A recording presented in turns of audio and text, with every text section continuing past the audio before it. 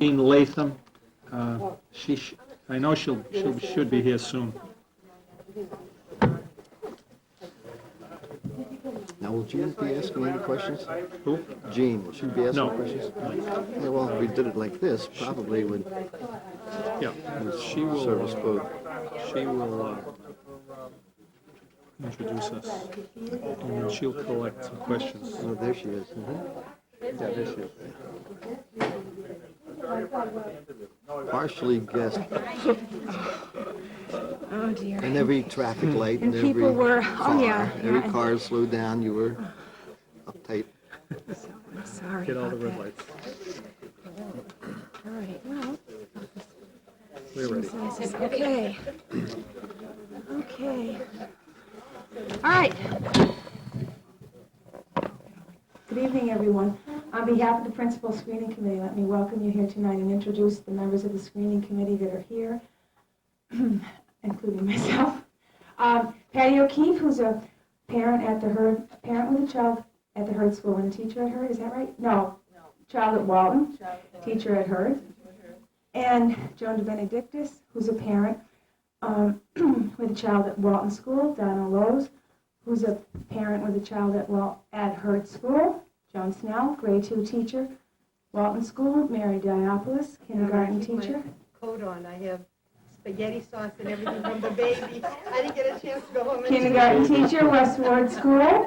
Rich Birchill. So if you see me like this, You'll be warm, Mary. I have no idea how I look on the And Rich is a parent with children at Walton and West Ward, and also principal here in town. And let's see, and Bill Chetwood, chairman of the school committee in the back. And Marge McGrath, is she here? Connie touches it. Okay. And that's, I think, those of us who are here. All right. Connie Touch from the school. Oh, Connie Tesh from the school committee is in the back, and didn't I, and John and John and Carnascio Canasio. from the school committee? Other people here I don't. Okay. So what we're going to do, Dr. Mayo will be interviewing our candidate, Ed Maluski, tonight. And when he's finished, if you have any questions, any further questions or amplifications or clarifications that you'd like to have us ask Ed, please feel free to do that on these index cards, and we'll do that. We said? Very good. Okay. Thank you very much, Jean, and welcome, Ed, to this open interview process. We started this last Tuesday, and you're the second finalist for the position of principal of the elementary schools here in Wakefield. For the audience who's watching on television and who's viewing this evening, Edmund Maluski spells his last name Chmielewski.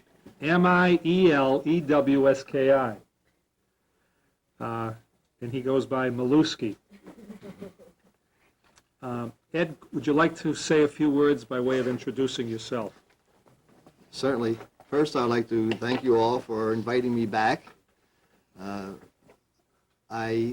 am a Delawarean by birth, born, raised, educated in Delaware.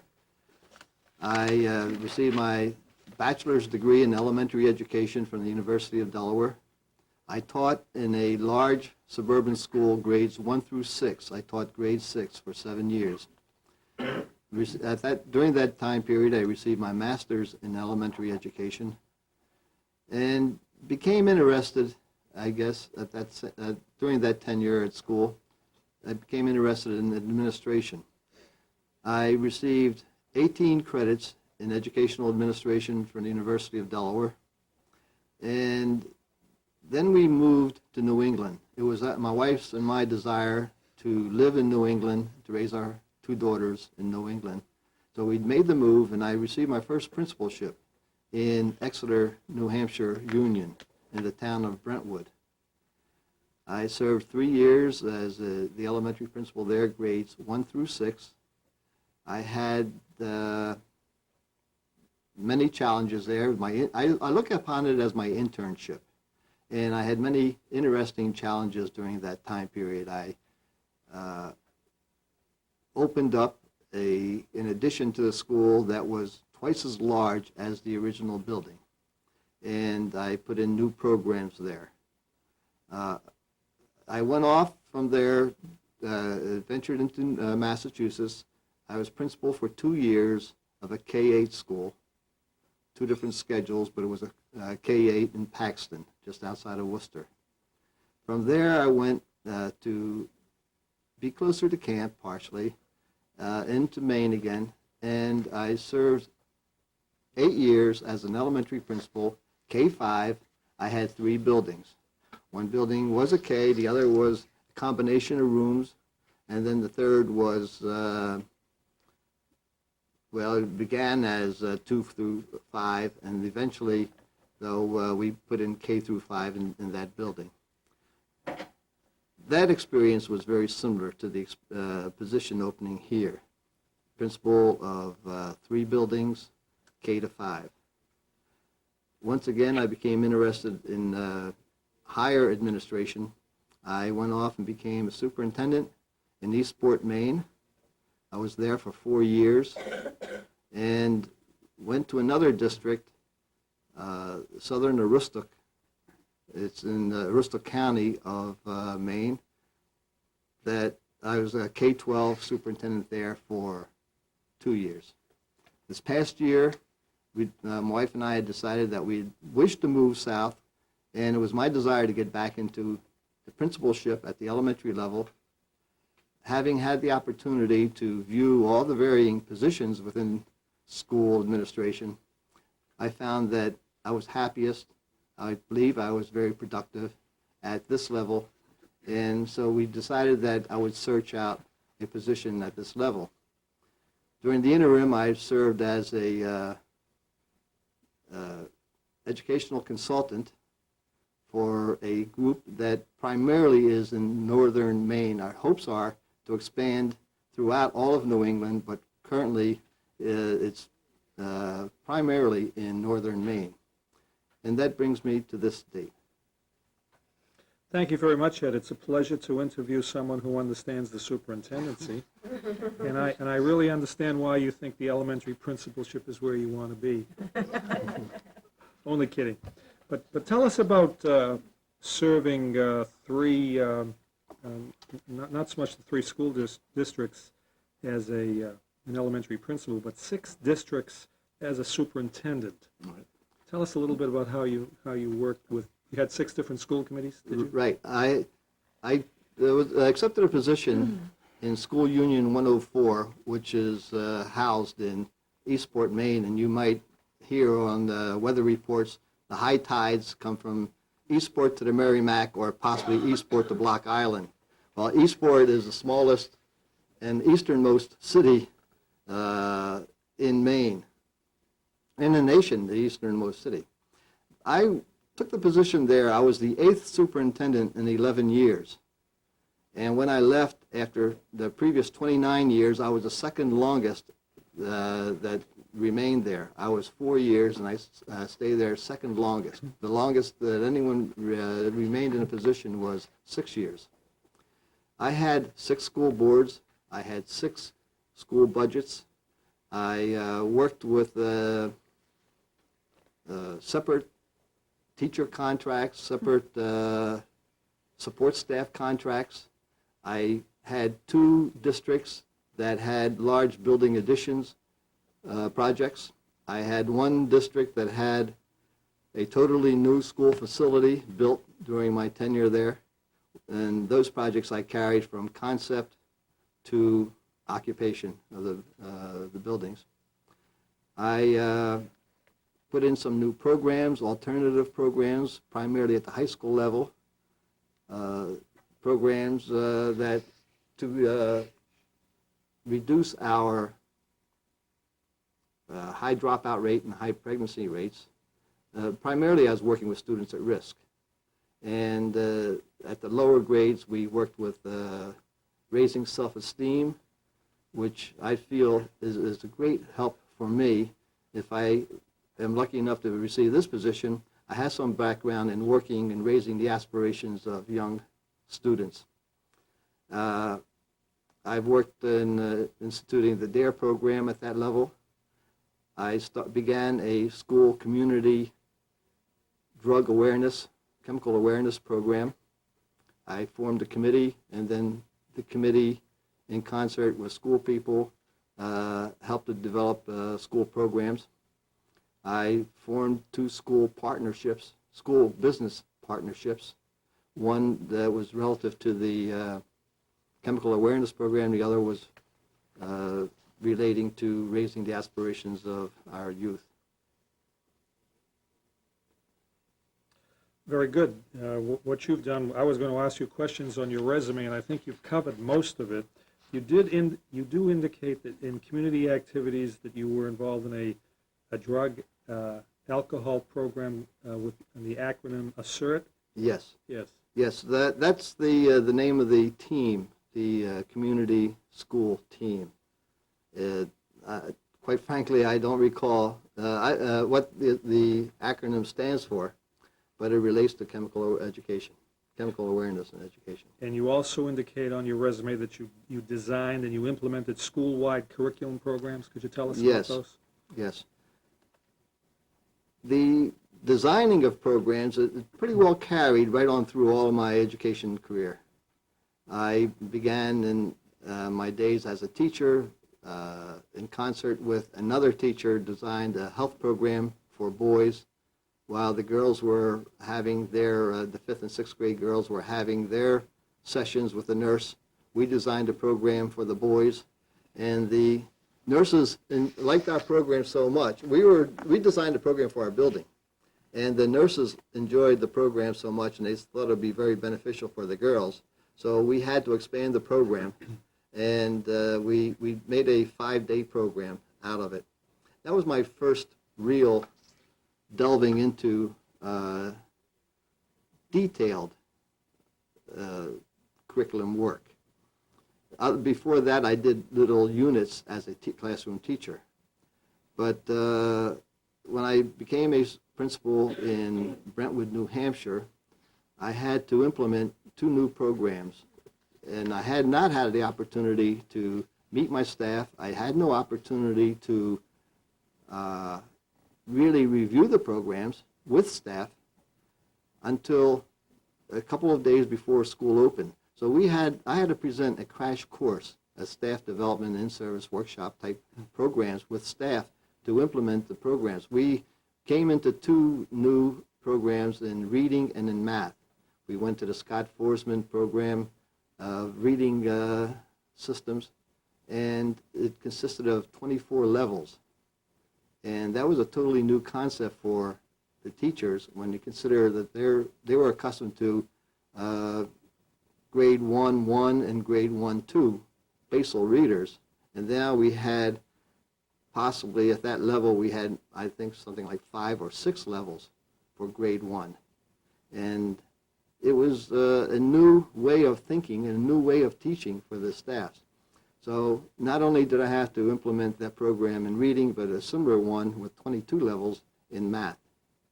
And it was slow going at first, but with the cooperation of staff, and we all worked real hard at it, we did what I consider was a very good job at it.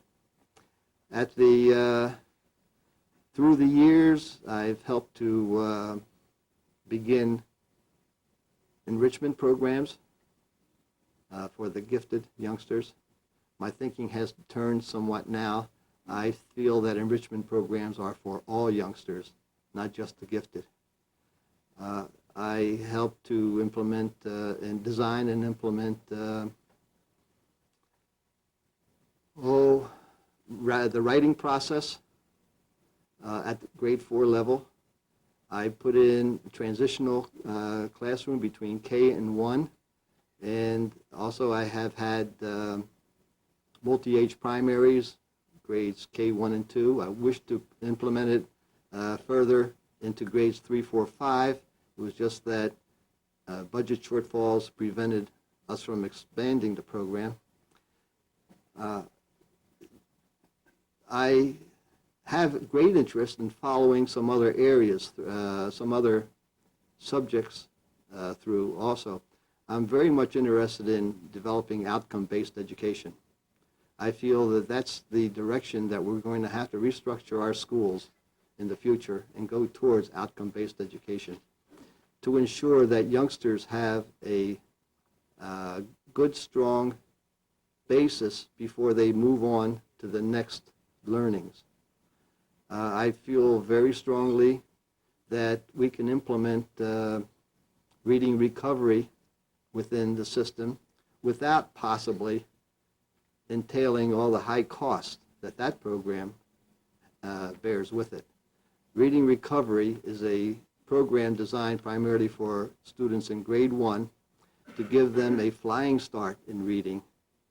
It gives them great successes, and it's a 12 to 16 or 18 week of lessons 3 days a week for half hour, 40 minutes per day. It doesn't sound like very much, but it has produced some hard to dispute figures.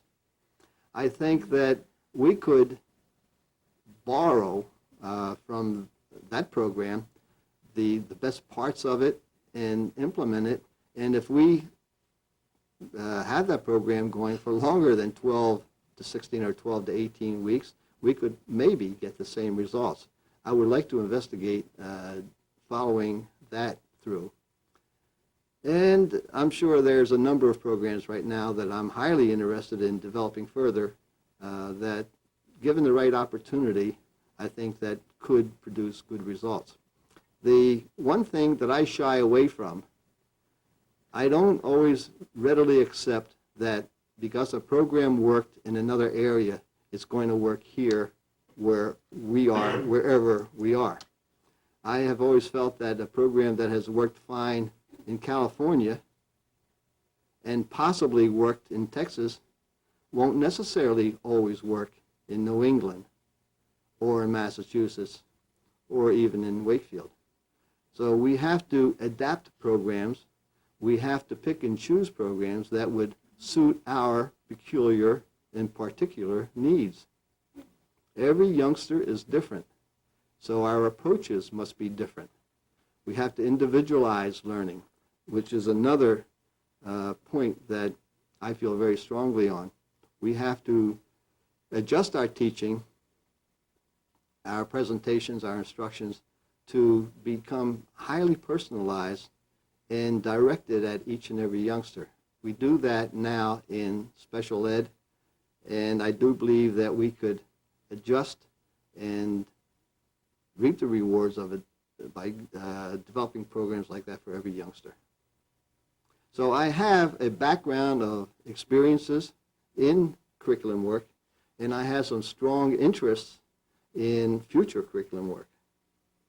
Very good. Your notion of adapting the reading recovery, that's an interesting idea. We have looked at that program, and as you say, it's a very expensive program to implement it. So I think your idea of adapting that program and reducing its cost would be very important and very significant. Also, outcome-based learning is something that we've talked about in long-range planning, and it's probably an idea that time has come in terms of school districts setting down those outcomes so that they are concrete for parents and students and everybody to look at and to serve as a guide for the system. Quite agree with you. If I quickly may add that the main part in outcome-based education is to decide on what is necessary for youngsters to know. And that is a difficult task. We all have an idea of what youngsters should know, but we have to agree upon that. And then you work towards the youngsters getting those skills. Consensus of what to teach youngsters is not always readily available. Exactly. That's very true. Leadership, and in all of your positions as a principal, as a superintendent, you've had to work with people, move out in different directions, provide leadership. What is your style?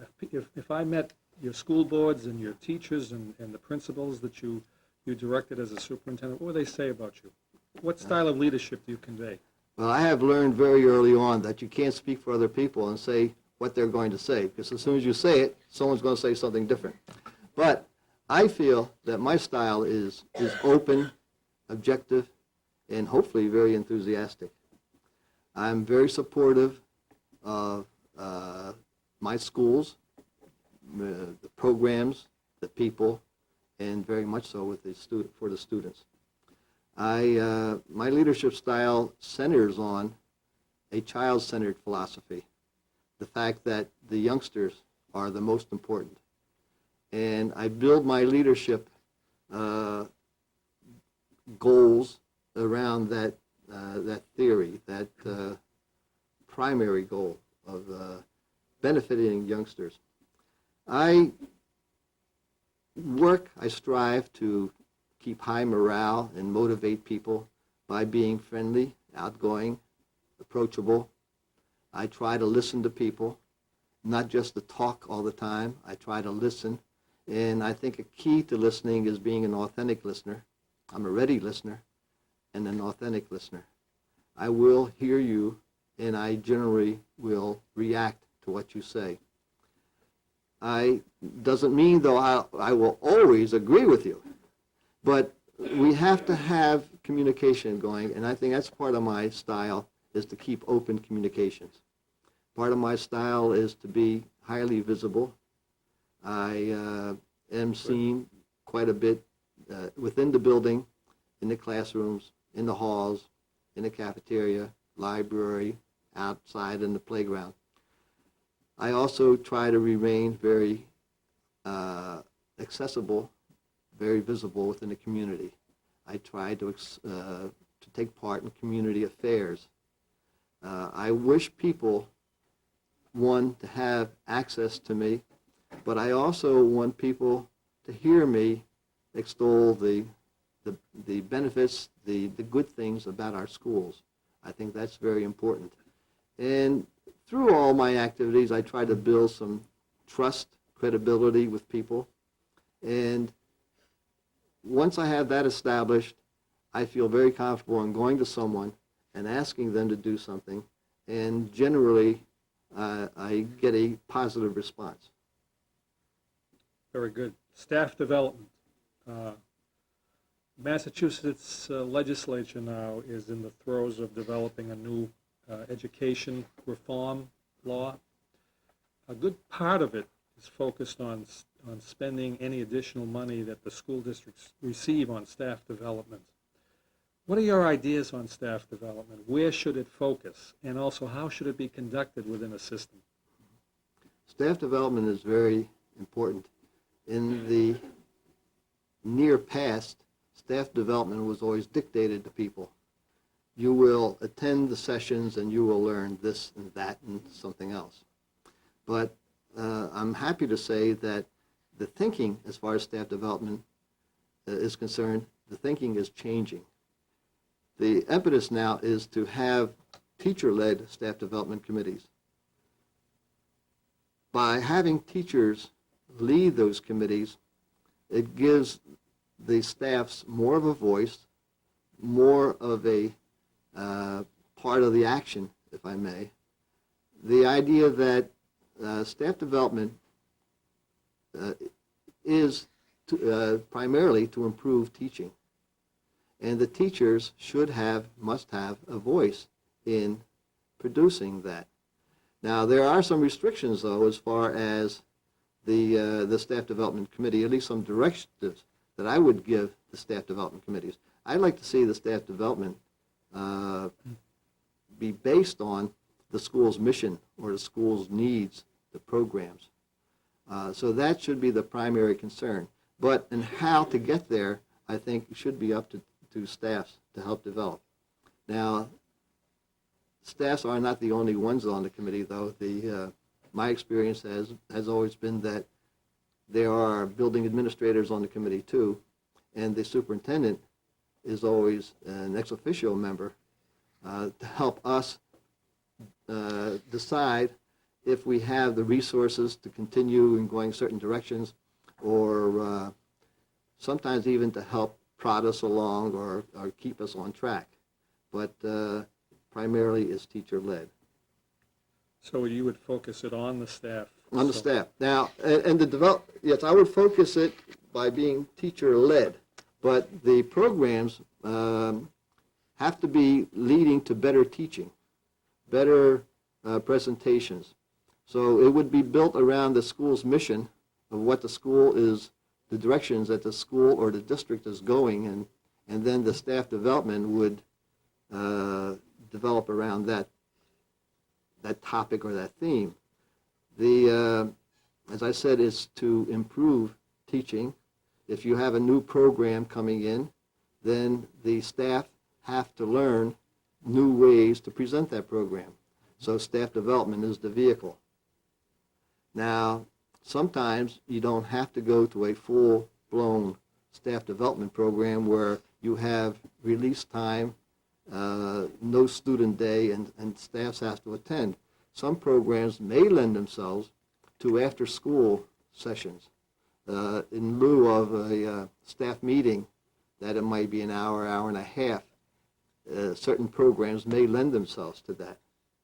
So staff development does not entail 1, 2 days or possibly more days of student or staff release time. You mentioned in your discussion of curriculum, you did mention some areas of process writing, if I recall. Yes. What is your opinion of the whole language approach to teaching reading in the elementary school? More and more of our teachers are adopting that model. Our textbooks are focused on that model. What's your opinion of this as a teaching device and technique?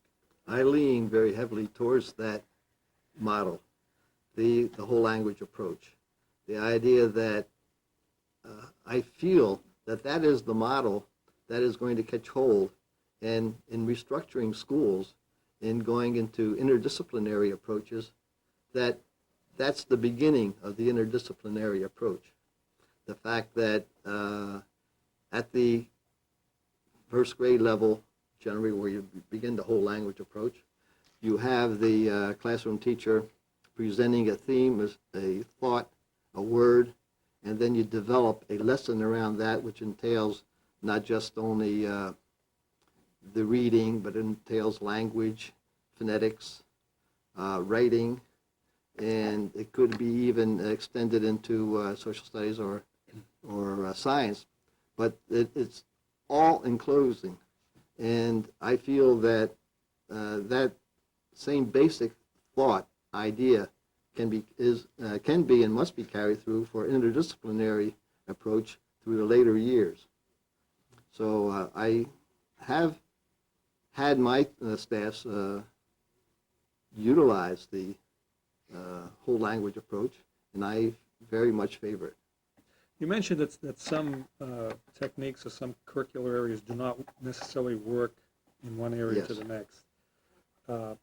If the whole language approach were not working, if a teacher came to you and told you she had some situations where it was not working, what would you advise? Well, first I would, more than likely, I would have observed myself that the teacher's dilemma or problem by my visitations to the classroom. So I'd have an inkling of it. Plus, I would have been in constant communication with staff members, so I would be constantly talking to this particular teacher. So I'd have some background knowledge of what she's going through and where she's coming from in her concerns. So I might, according to what the problems as I view them might be, I may ask her to work with another staff member to see if there can be possibly some improvement. Maybe that classroom teacher is doing something that isn't quite, I don't wish to say correct, but is approaching it from a different angle, and it may not be working. I may be overlooking it, but another staff member may be able to pick it up. So I would possibly have that person talk and be observed by other teachers with that classroom teacher's acquiescence to it.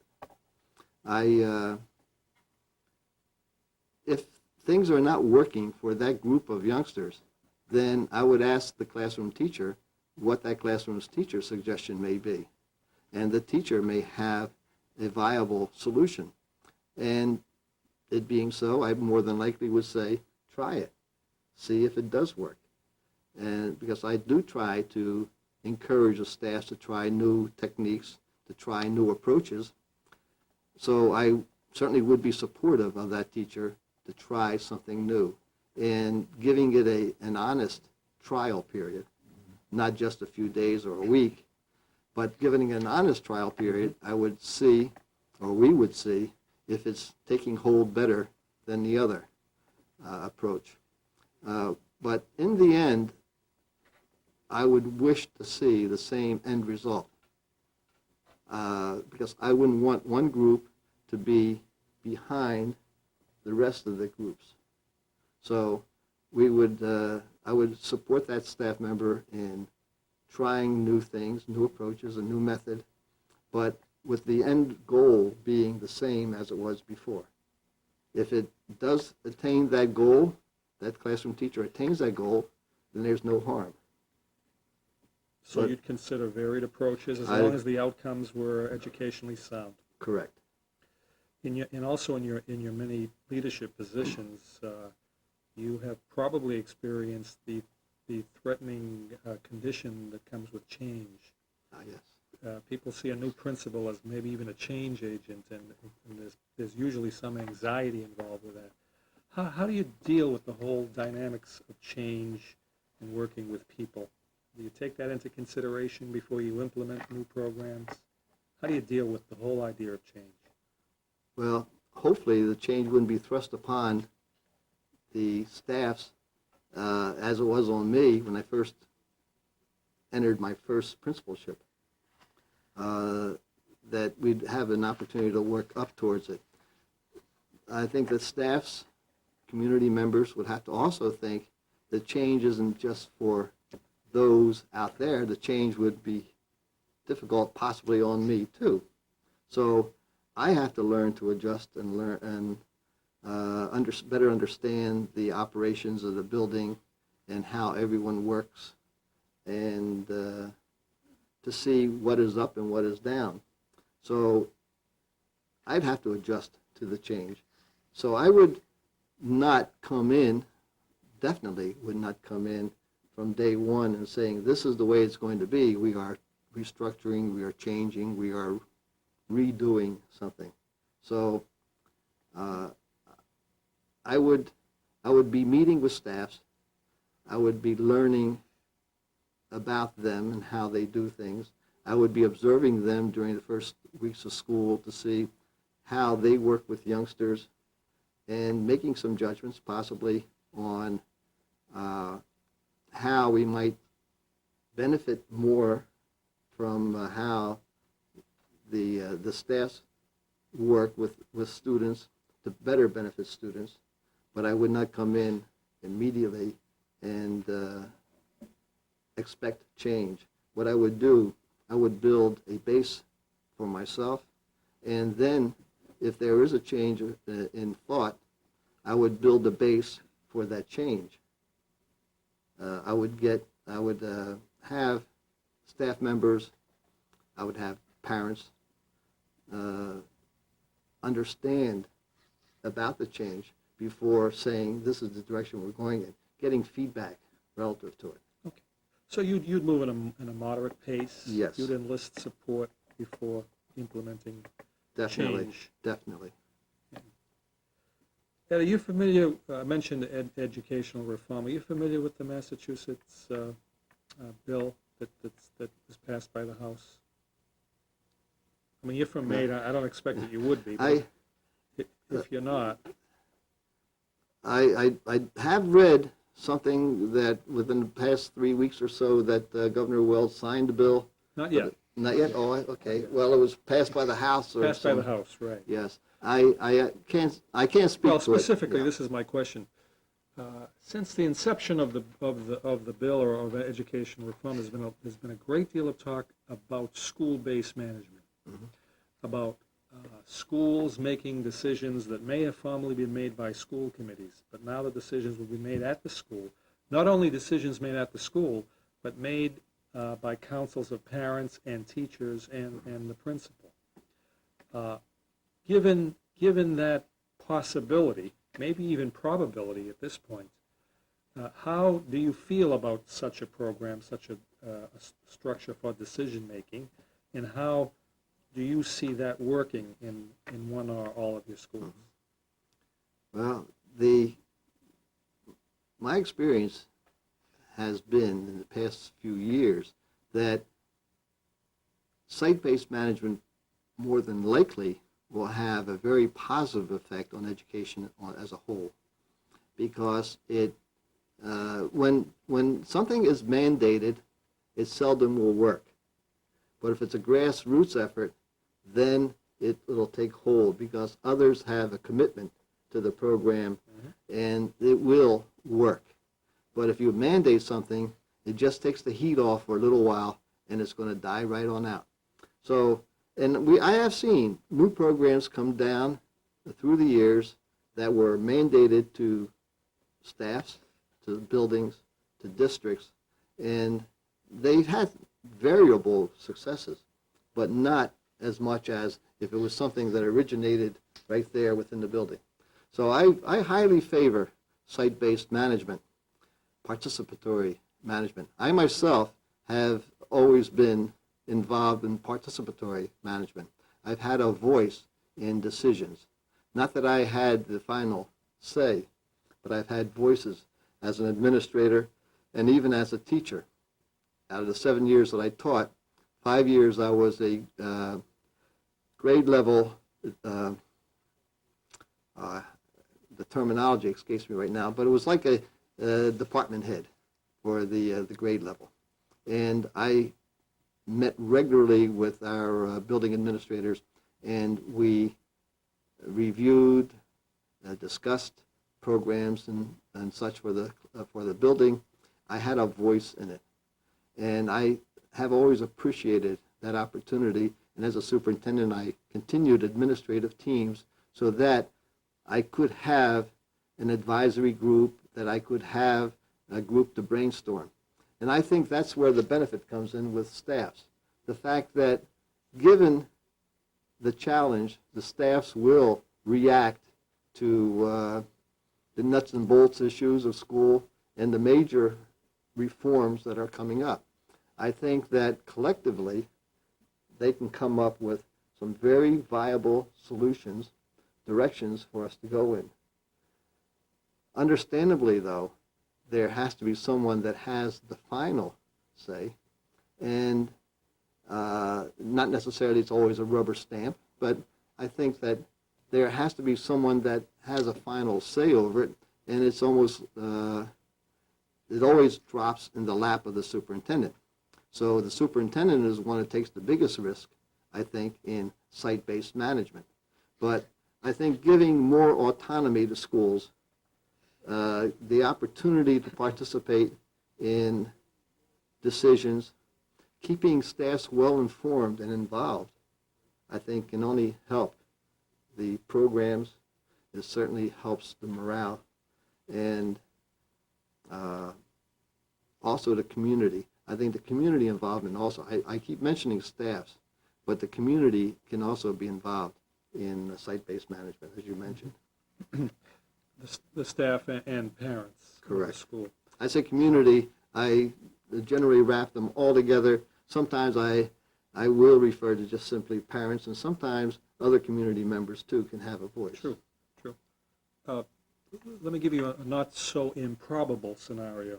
You have a council, you have parents, and you have staff, and they do come to a decision or a recommendation which you do not agree with as the principal. What then would you do? Well, there's 2 or 3 tacks I could take. One, I could say it's your decision and go with it. 2, I could buck the decision, or I could carry it along into a third party and say, now, here's our opposing sides, and you make the decision. Generally speaking, if you accept a program, you have to accept it in toto. You don't accept parts that only you agree with. So if the program is so designed, if the model is such that says staffs have the final say, then the staffs will have the final say. If there are other rules or regulations that are inserted in there, we'll follow them through. So I think it's imperative that if you design a model and you say this is how it works, then you follow through with it. You may not always agree, or you may strongly disagree. You voice that, and you try, like in any lobbying effort, you try to sway some votes. But if that's the format that you're following, then you should follow it. You would let the design work the way it was meant to work. Yes. Inclusion is a model that is beginning to unfold here in Wakefield. I would say beginning. It's beginning to be a significant factor in our thinking. That is, all of the youngsters moving into regular education. This inclusion model is now even influencing the high school to a great degree, where the high school staff is beginning to talk more and more about bringing them back into the regular classroom. The research is very clear. The youngsters are learning more in regular education the more they stay in regular education. What are your notions about that? I'm very happy to see that the federal regulations in special education have changed or are changing to promote inclusion. I do favor inclusion. I think that's real life, to have people with different abilities within the groups. There are times that it may be better to have homogeneous groupings, but life is heterogeneous. Our neighbors are not the same as we are, and that's what makes the world like it is. I think it's a good place, and I do believe that inclusion is a very positive move.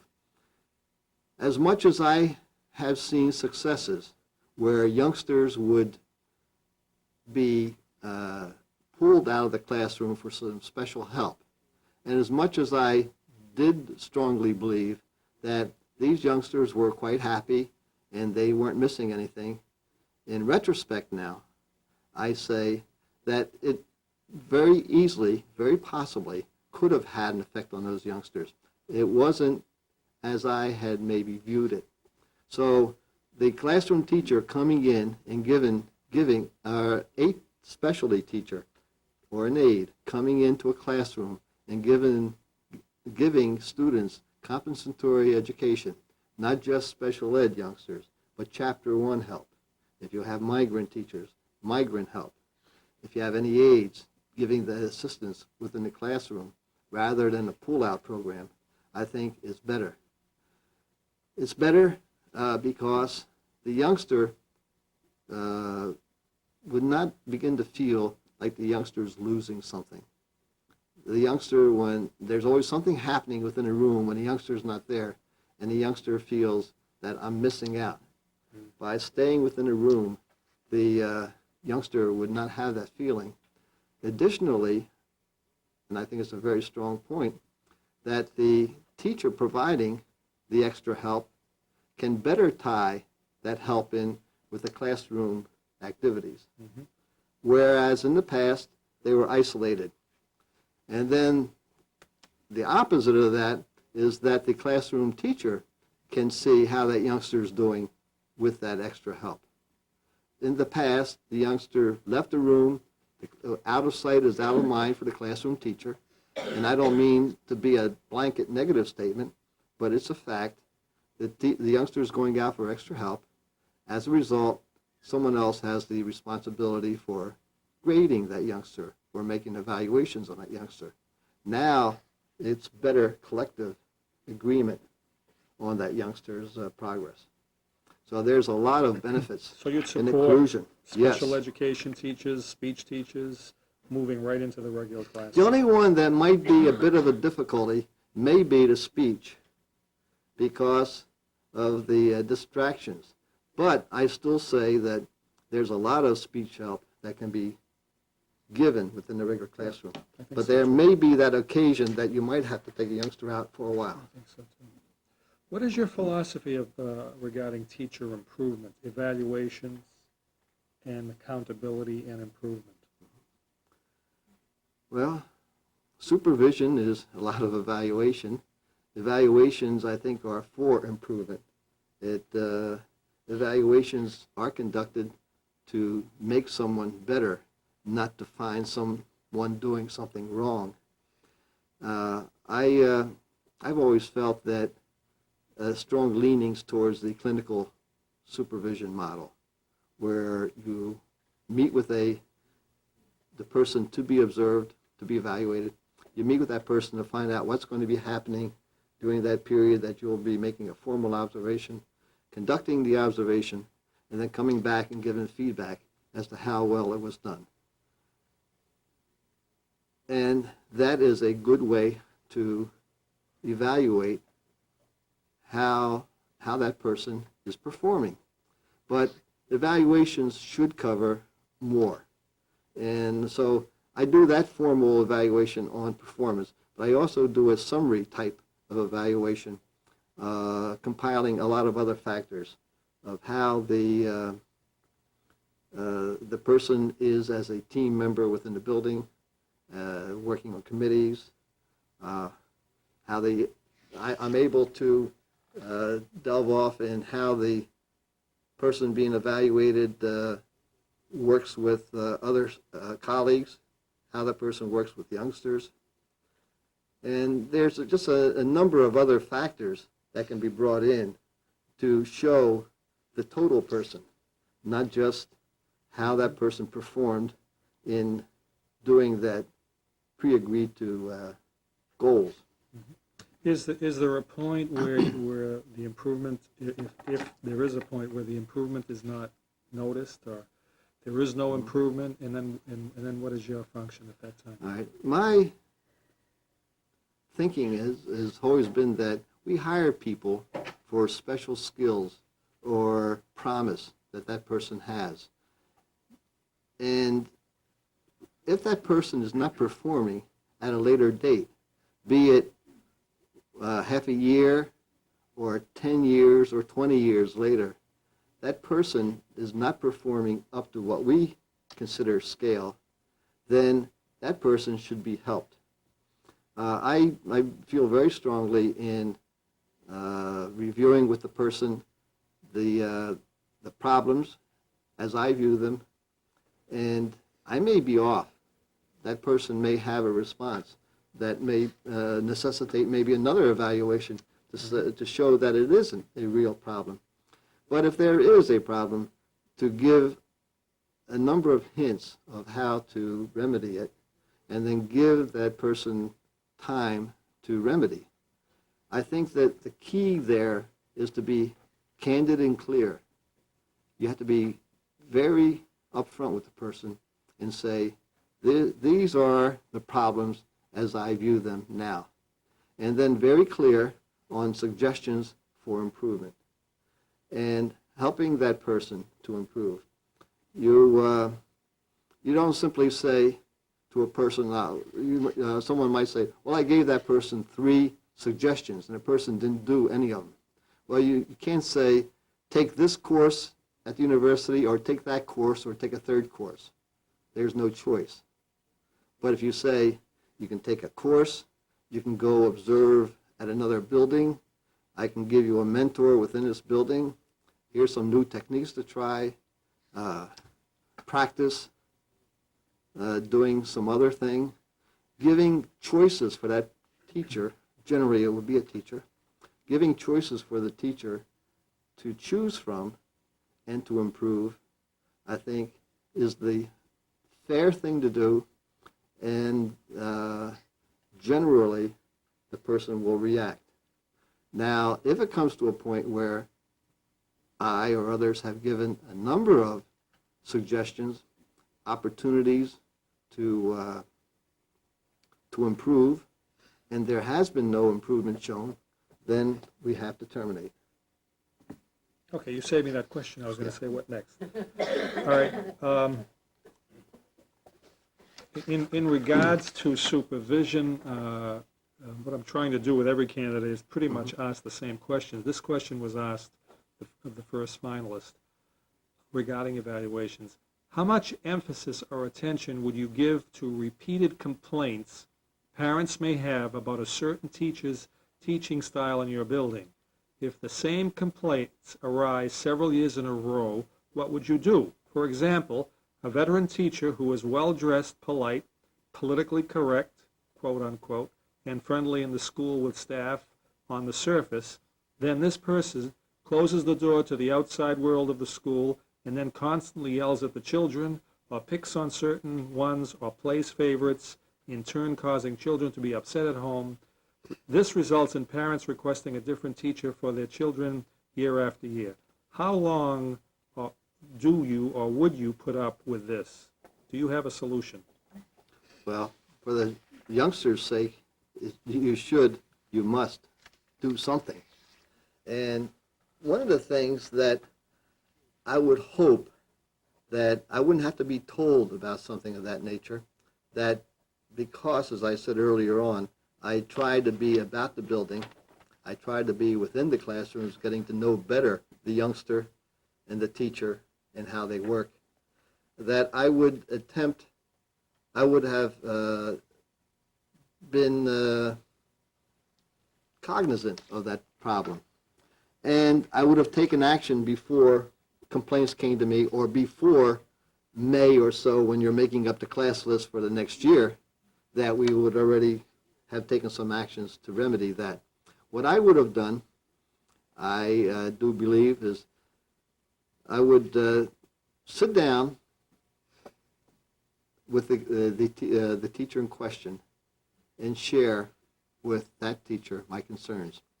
I feel that when we first started the question, the pat answer would have been, have you spoken to the parent, or tell the parents, have you spoken to the teacher? But if this is a perennial, an annual problem, that probably some people have spoken to him already, and we're past the speaking to him stage in that sense. So I would sit down with the person, share with the person the concerns that others have voiced, and the concerns I would have relative to it.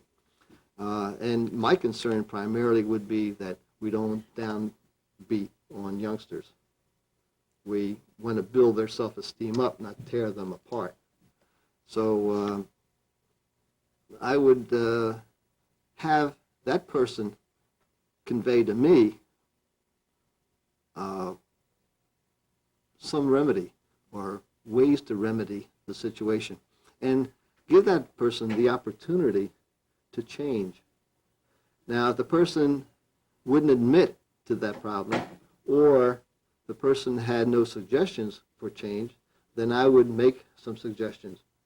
One that I would strongly recommend immediately would be to stop any further talk about the idea that this is happening in his classroom with the doors closed, that immediately he leaves his doors open. Number one, that if he feels that, or I took it you said a he, if he feels being No, chauvinistic, it was I a said he. a teacher. No? Okay, I'm sorry. It doesn't Now I'm matter. being chauvinistic and saying he. The teacher, if the teacher is yelling and all, that opening the door might be a partial solution. That the person may be somewhat on guard and maybe will get into the mode of not doing all that yelling with the door open. But hopefully the person would have some suggestions to venture. I certainly would give some additional suggestions, and try to give that person some time to improve. But if it's an ongoing thing, I'd like to see some quick adjustments made, some quick results, and realizing that it's going to take time. It's not going to be something that is going to be able to be overturned forever, immediately, but some very tangible, visible adjustments made that would show improvement. And I'd end up visiting that classroom many, many more times. That's another way, I think, just by mere presence. You know, as an administrator, I learned administrators have two sets of powers.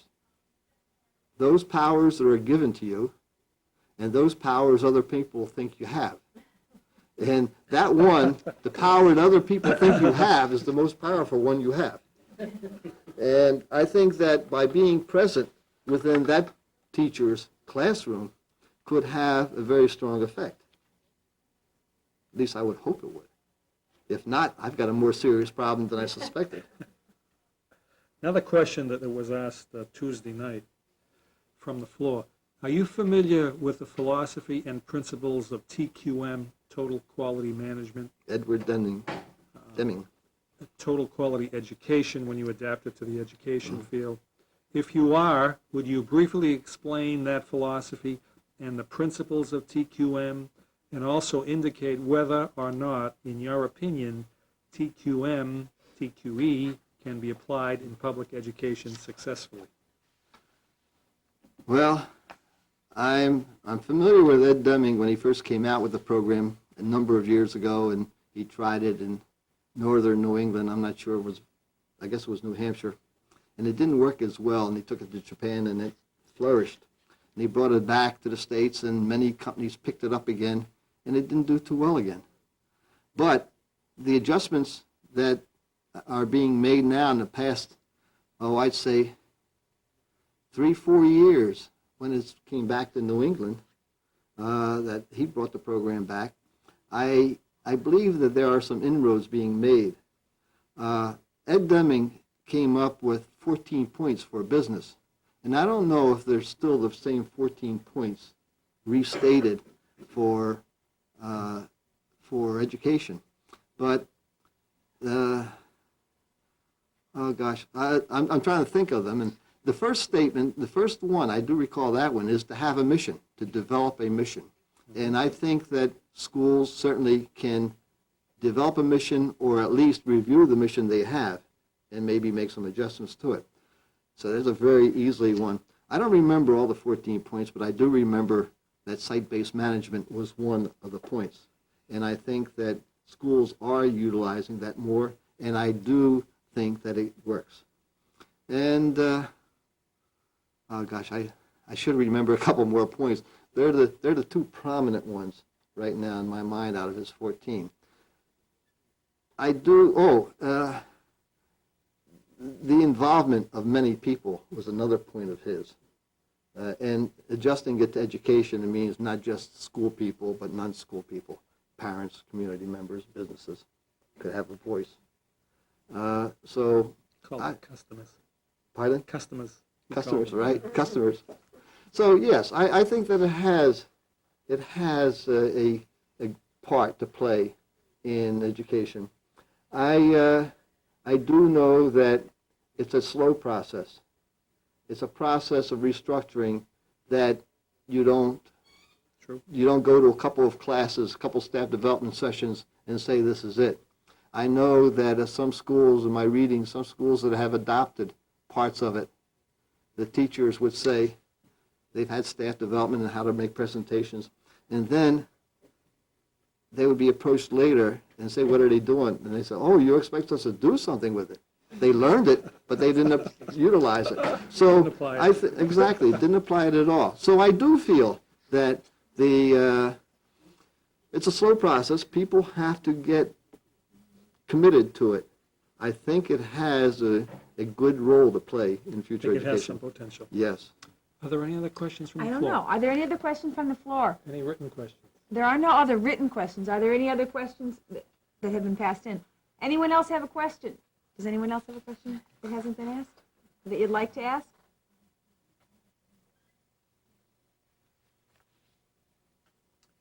No? Okay, Ed, what would you consider to be your strengths and or your weaknesses?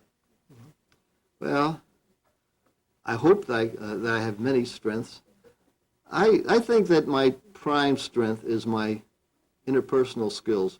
I feel very comfortable amongst people, although I have to say I was a little uptight here today, especially near the end. I don't know why, but I felt getting a little tighter.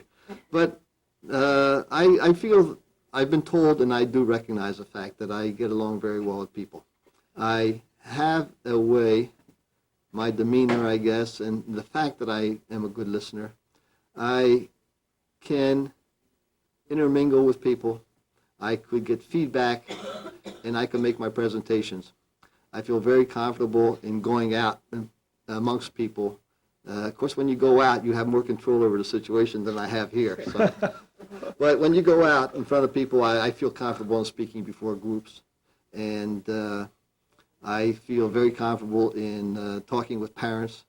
And I believe I have a good way with people who are overly excited for the moment.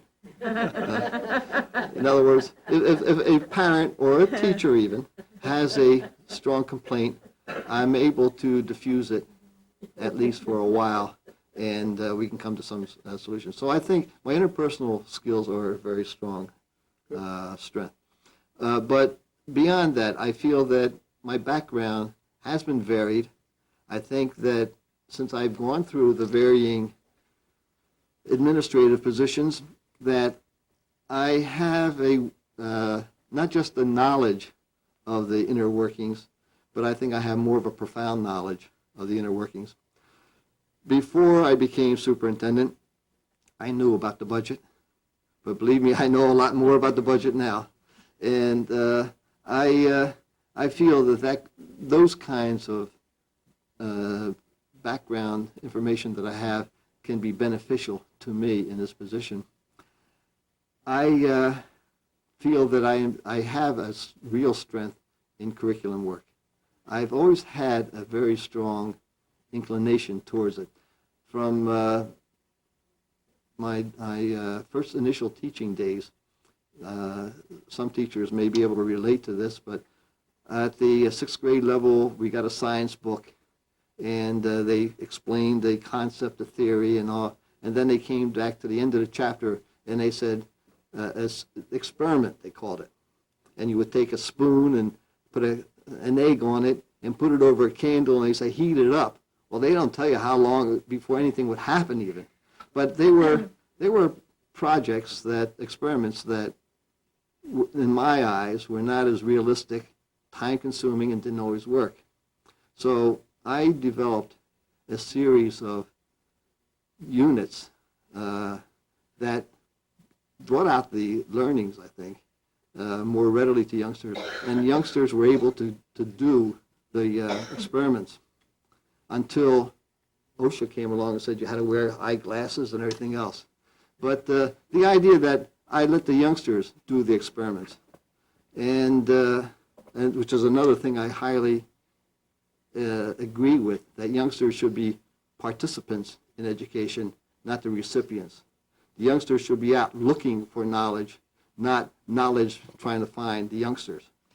So I worked out a lot of units in teaching, and then I continued that desire, that love, I guess, for developing still further other curricular areas. So I had that as a strength. A weakness, I would say that I'm a high achiever. I put high goals on myself, and sometimes I expect others to have the same zeal that I may have on a project or a direction, and I sometimes have to regroup myself and say, that it's not true. And sometimes I push myself a bit far. I sometimes put too much faith into people. I feel that you ask me something, I'll give you a response, and I'll stand by that response. And sometimes I'll ask someone something, and I take them at their word, and it doesn't always work, and I've been burned for it. But I think that's part of my own inner workings, and I have made adjustments to that. But they might be some of my weaknesses. Too much faith in people, but I have all the faith in the world of youngsters, and they come through every time. Very good. Ed, what are your professional goals? Where do you see yourself in the next 5 years? So, Well, I'd like to finish up in one position for the next 9 years. I'd like to complete 35 years. I've got 26 years in now.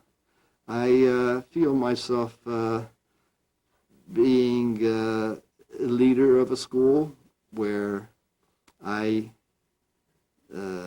can help youngsters, prepare youngsters for future learnings. I think that there's a lot of new concepts coming down. We're going to have to teach a lot of new basic skills for youngsters.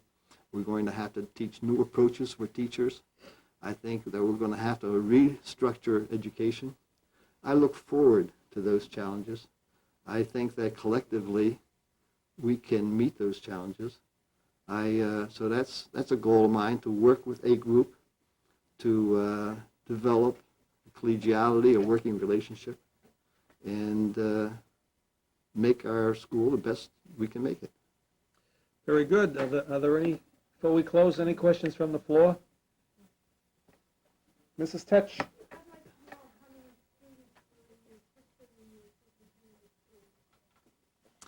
I've been primarily in small districts.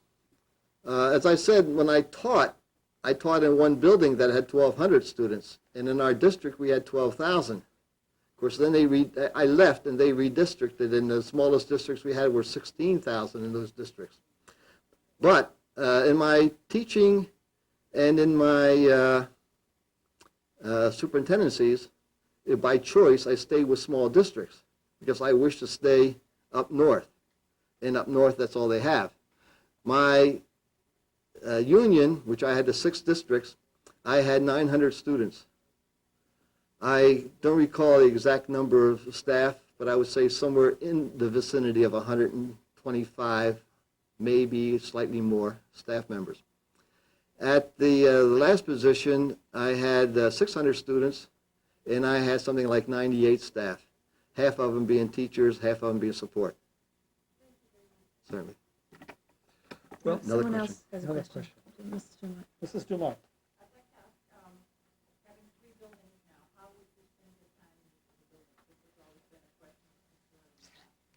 The question was, how would I spend time in 3 buildings? That was a dilemma the first time I had that. And inevitably, you find out you're at the wrong building at the wrong time. And even when you leave a building, you think everything's fine, and then you arrive at another building, and you're recalled to the first building again. I like to operate by setting objectives for myself. I like to have time slots for certain things, to do certain activities. And as such, I like to work by a schedule so that others will know my schedule too and make it easier for contacts. Understandably, that schedule would not be strictly adhered to because of extenuating circumstances, but generally I'll have a schedule going so that I could be counted on to be in certain places at certain times, so that parents from certain buildings could contact me if they so desired. So that's basically the way I would work it. But it certainly would be changes to schedules, and I would be at varying times at different places. If I have to conduct a series of evaluations, that will certainly skew my schedule some.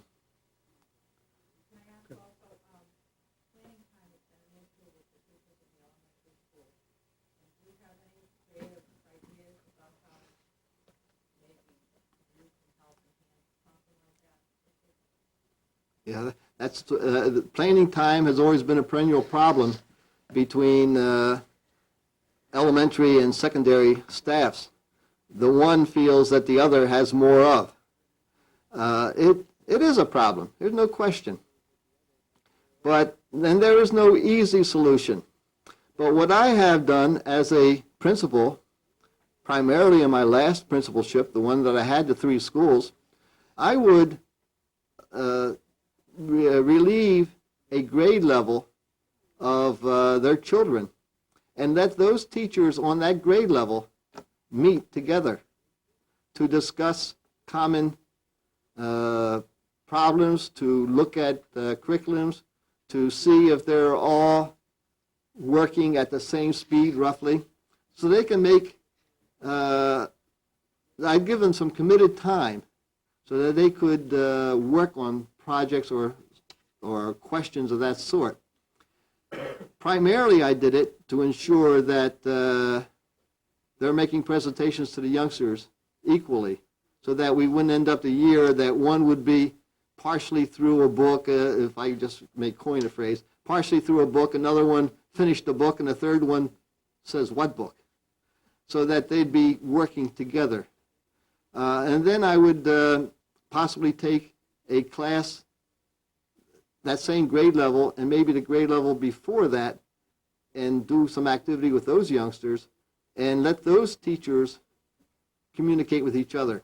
The reason I did that, teachers come in early, and some teachers stay late. Even though they may be in the building at the same time, they don't have that block of time to really devote to a subject. They may have lunch hour, but one has to go out on recess, and when that one comes back, the other one has another duty. So they don't have that solid block of time.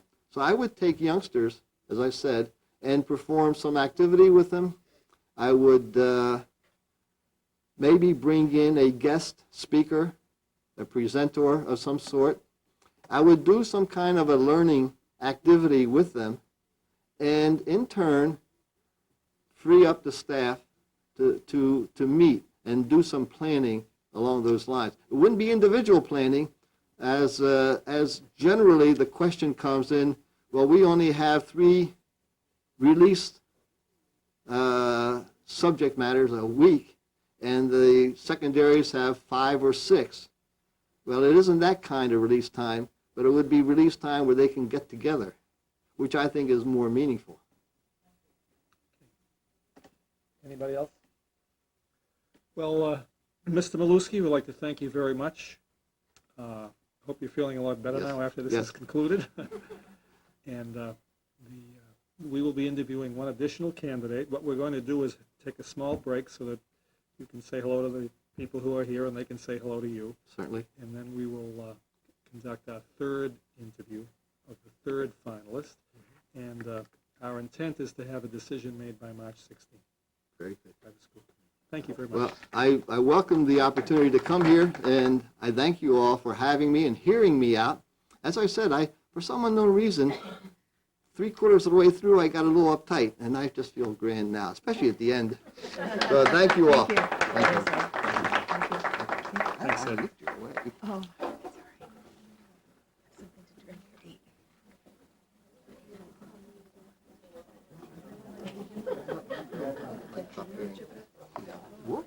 A couple other school committee members came in.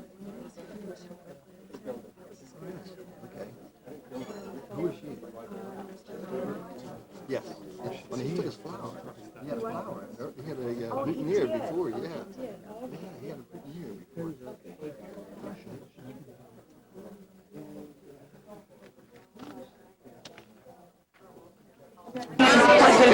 Class being canceled? I said, did you cancel this nonprofit? No, why would I cancel it? No. So no, all right, no. All right. Okay, we're ready to start. If everybody wants to sit down.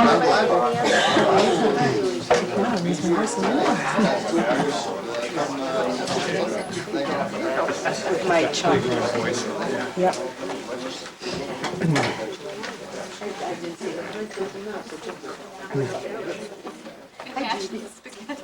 You should see it. I mean, I tried not to.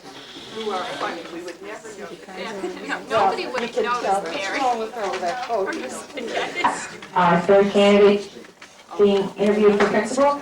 Here in the front row, we have members of the screening committee. Patty O'Keefe, teacher at Hurd School and has a daughter at Walton School. Next is John Benedictus, who's a parent at Walton School. Donna Lowe's, parent at Hurd School. John Snell, grade 2, Walton School. Mary Diopoulos, kindergarten teacher at the West Ward School. Behind her, Rich Burchill, parent and principal here in town.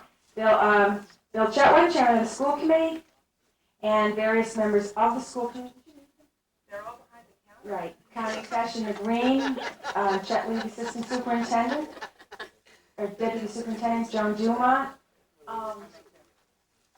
John Encarnacio, sitting right there. Is there anyone else that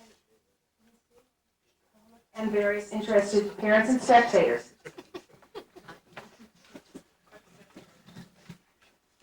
Well, Dr. Trask, Dr. Terry Trask, I'd like to welcome you to Wakefield and welcome you to this process. May I call you Terry? Absolutely. Thank you. Terry, could you begin by telling us something about yourself and your professional activities?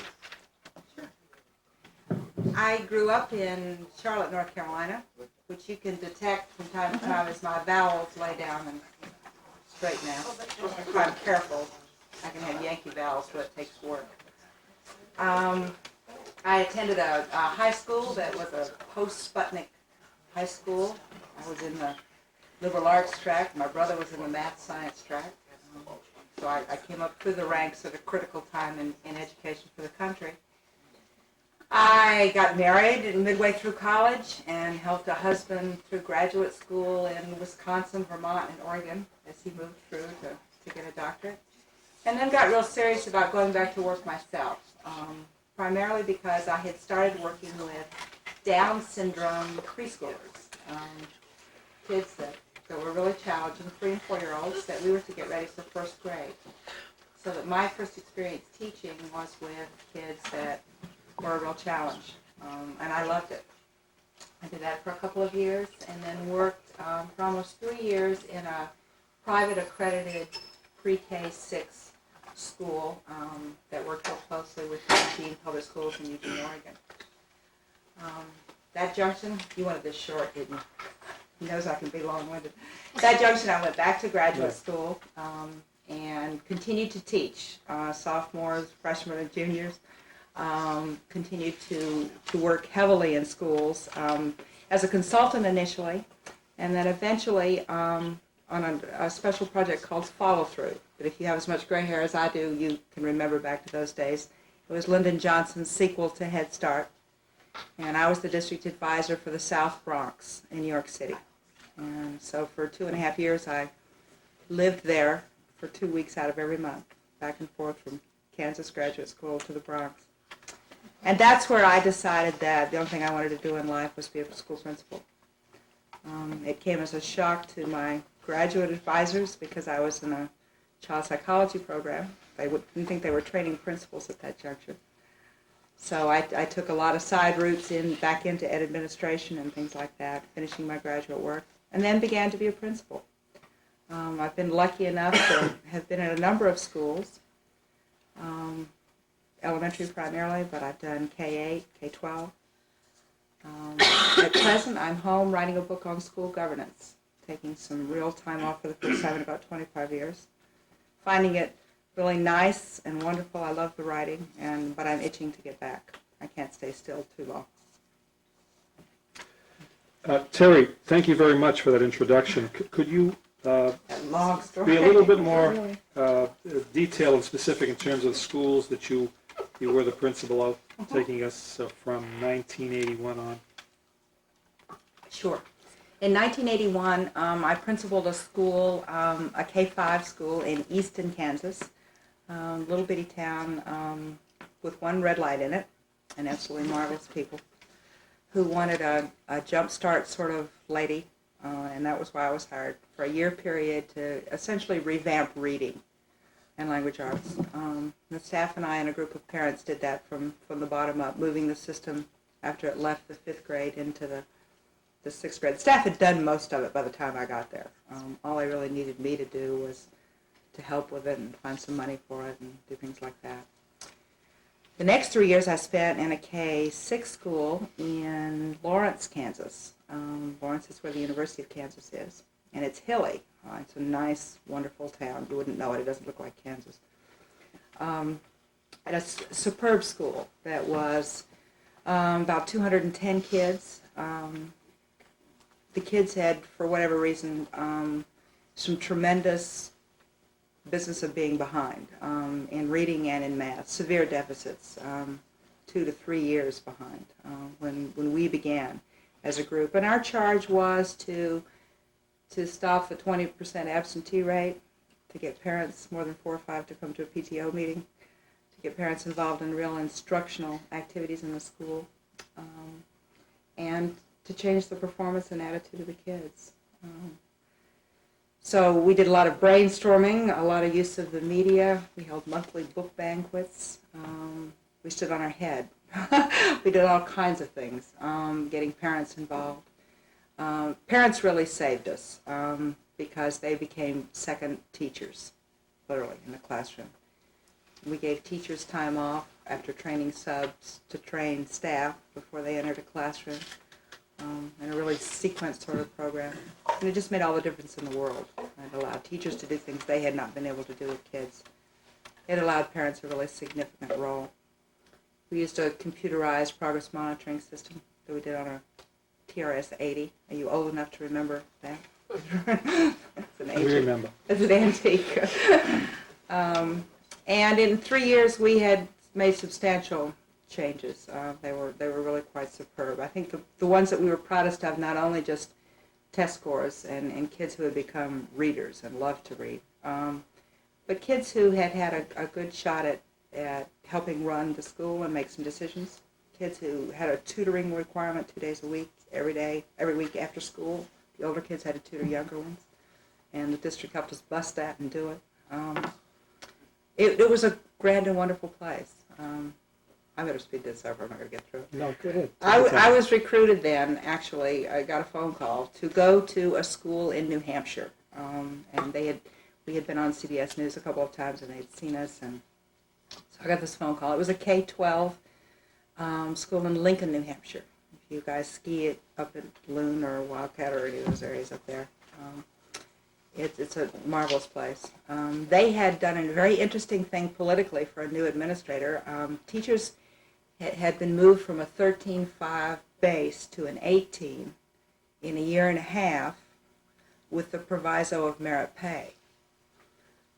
My friends later told me that was crazy. I think you probably share, I hope you do, you know how fraught with danger merit pay can be. I mean, it's you have to be terribly brave or terribly stupid or both to try that route. But what we did was to get a new evaluation system going there. There had been none, and staff wanted a heavy role in that, and they were marvelous at it, ranging for peer tutors and other folks to come in and help them. It was really rather a very positive thing. And we did award merit pay to more than 60% of the staff at year's end. Stayed there 2 years. Next principal to school in East Hampton for 5th through 8th graders, 660 kids. Do you want me to? Go ahead. Okay. One more, isn't it? Two more. 2 more. Worked a year in Hartford as a principal K-5 in a large urban minority school. And 90-91 in Little Compton, Rhode Island as a principal/superintendent of a K-8 school. In my first couple of jobs, let me just insert this little caveat, I had been trained as a person who would come in, work closely with staff, let staff have, and parents, tremendous input into the management of their schools. These were districts that believed in that process, and they said to me, go do it. I mean, it was just about that simple. Purposefully to come in and stay, and then to do a good enough job with the staff that they didn't need me anymore. In other words, I was a change type person hired to do that kind of stuff. I'm now 46 years old, and I'm feeling every bit of that, and I'm wanting to find a district to stay in. I don't want to move again. I want to move once more and be put.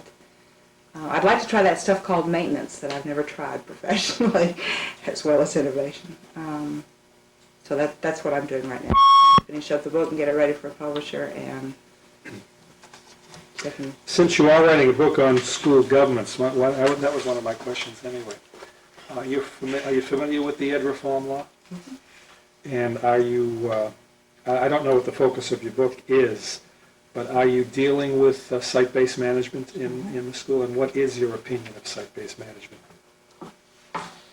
Site-based management is probably one of my two, if you will, bottom lines, for want of a better term. It's something that I believe shouldn't be an option in schools. I believe that this country is democratically organized. It's built very artfully and creatively and systematically through a constitution to permit the renewed input of the electorate. And I think schools should be no less democratic, truly. I think that means that there are at least 4 or 5 constituent groups out there. There are parents, there are kids, who I think with help and training and sponsorship can become tremendously directed. You don't open a $1.2 million budget to students without any training or any forethought, or you don't get them started on those kinds of things without some planning. But I think students can be heavily involved. Parents, taxpayers who are not parents, who form a critical electing group and a critical knowledge base in most communities, and administrators, looks like Dr. Mayo, Rich. And then I think there's another group out there that I would call, for want of a better term, artists. And they may be local senators and representatives. They may be folks in the judiciary locally that you can tap that really can help. And they may be consultants who can come in and be mediators, helpers, facilitators in the process. Because self-governance after hierarchical rule is tough. You know, teachers, rightfully so, say, well, you know, that's what you get paid for, Dr. Mayo or Terry or whatever. You go do that. You make those decisions. But I believe that the school is better for kids, that kids are more involved, they're more excited about getting up in the morning and coming to school if they know they have a stake and that their teachers have a stake in what's going on. And I mean that down to budget, the hiring of personnel, scheduling, which is the soul of a school, curriculum. I couldn't be any more democratic. Did you define it in your book? The process? The councils? Yes. Do you have a definition? Could you share that with us? Absolutely. School council can be called anything. Right. That's just an umbrella term to mean a group of people, open-ended, not representatively elected ideally. The research would seem to tell us that rather than you electing a delegate from 4th and 5th grade and 1st and 2nd electing a delegate or whatever, you leave it open and you allow anyone to come.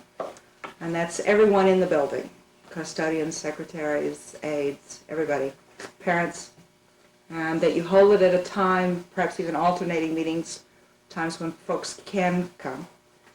The research would seem to tell us, and my experience as well, that you need to get some soft money support quick so that you can have some real planning time for teachers. Teachers hardly have time to use the ladies' room, men's room.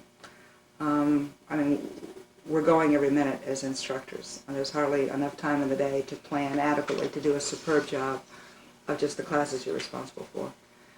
There has to be think time, there has to be talk time, collaborate time, and you have to find ways to do that that doesn't take the world's best instructors out of the classroom and just clog the system with subs, which if they're not well trained doesn't do kids any good. But you have to find a prime time, if you will, that teachers can do it without feeling that they need to be home or they have kids they need to pick up, or, you know, all the things that we all have that we're responsible for. So it takes some strategic planning in terms of that, and I think that's the role of a leader. If they're serious about it, they have to get their act together and get that going. I understand you have no money at all here, right? Everybody says they have no money. You never have enough. And if you're going to be serious about saying to people, your opinions are important, we value your opinions, then you arrange it so that they can come. In Rhode Island, we had 8th graders that we trained to babysit so people could come to school council. I mean, we were that serious about it. So having a kid was like no excuse because we had that service provided. I think that school council can begin lots of different ways. It's up to the group. It can begin with a moderator, other than one of us, parents or teachers or staff. It can begin with an explicit issue, get a budget ready by April 15 or whatever.